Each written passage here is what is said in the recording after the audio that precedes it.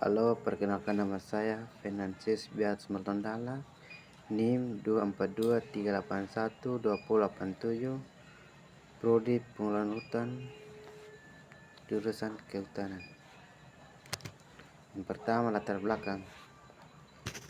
Kayu masih menjadi salah satu bahan utama dalam konstruksi bangunan kreatif.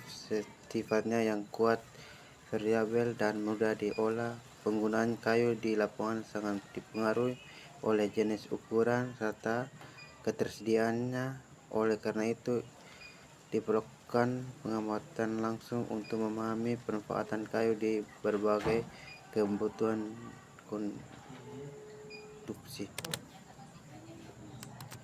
Yang kedua, tujuan. Yang pertama, mengetahui jenis kayu yang digunakan di setiap lokasi. Yang kedua, mengidentifikasi ukuran kayu dalam konstruksi. Yang ketiga, memahami fungsi pengamatan kayu pada bagian bangunan.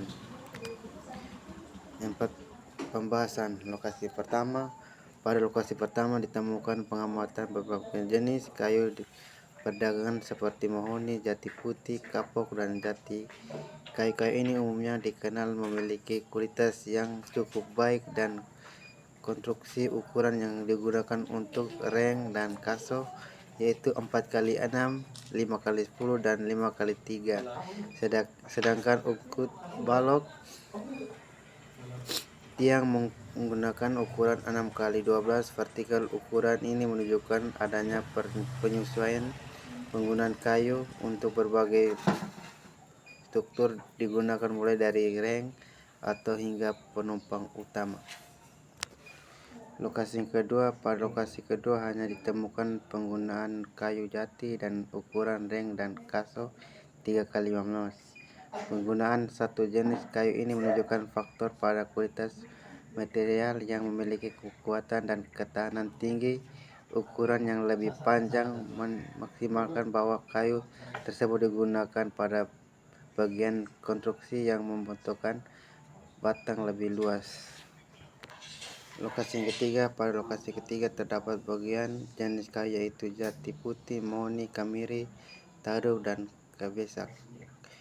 Kombinasi ini menunjukkan pemanfaatan antara kayu perdagangan dan kayu lokal. Ukuran reng dan kaso yang digunakan adalah 4x6, 5x7, dan 5x10, serta balok atau tinggi berukuran 6x12. Hal ini menunjukkan bahwa kayu dimanfaatkan sesuai dengan kebutuhan struktur dan baik untuk bagian reng maupun berat.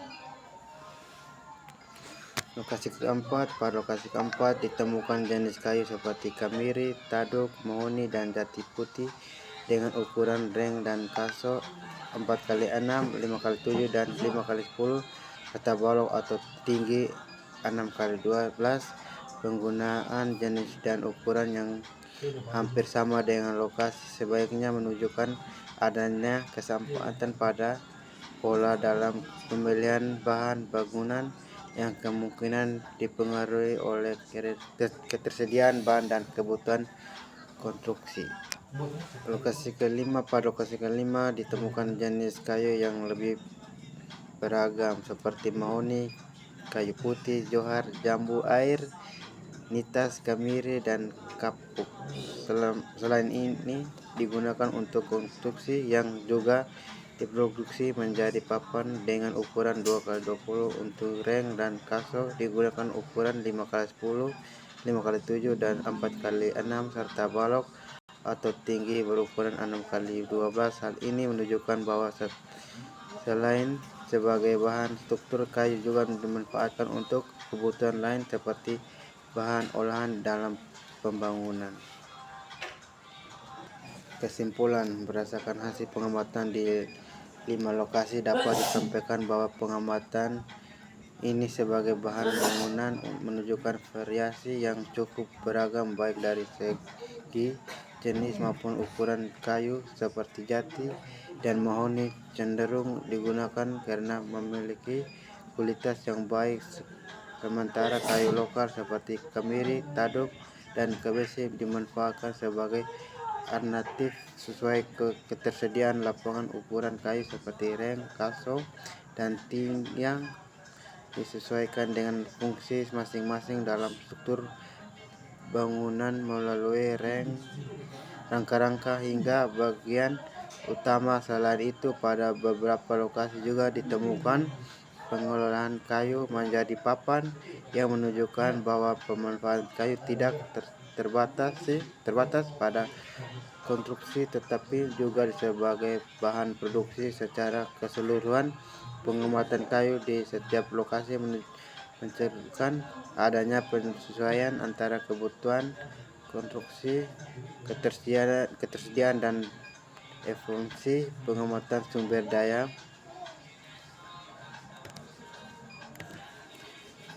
Dari presentasi saya sekian dan terima kasih.